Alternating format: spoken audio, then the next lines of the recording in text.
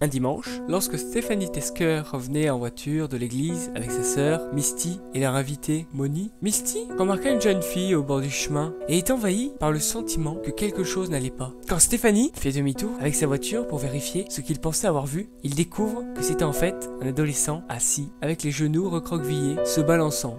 Ils avancent doucement, puis se tournent à nouveau, mais la fille a disparu. Tous trois roulent maintenant depuis quelques kilomètres quand Misty voit tout à coup la jeune fille à nouveau dans les phares. Misty commence à paniquer car elle a acquis la conviction que ce n'était pas humainement possible de se déplacer si loin et être vue comme ça. Elle tombe malade d'un mal d'estomac. Mais Stéphanie insiste pour qu'il s'assure que la jeune fille n'ait pas besoin d'aide. Craignant le pire, Misty, effrayée, commence à s'enrouler dans une position fétale dans la voiture, convaincue que la situation est très mauvaise. Stéphanie se penche à la fenêtre pour savoir si la fille a besoin d'aide. D'un coup, la jeune fille se tourne vers eux, mais elle n'a pas de visage. Son visage est creux et il n'y a rien à la place. Stéphanie, une conductrice généralement très prudente, accélère et rentre à la maison en 10 minutes. Elle appelle les secours et fait état d'une jeune fille sur le bord de la route, peut-être dans le besoin d'assistance. Au lieu d'une fille sans visage, la police a fouillé mais n'a rien trouvé. Misty découvrira plus tard qu'une fille de son école était morte dans un accident de voiture à l'endroit même où ils ont vu la jeune fille sans visage.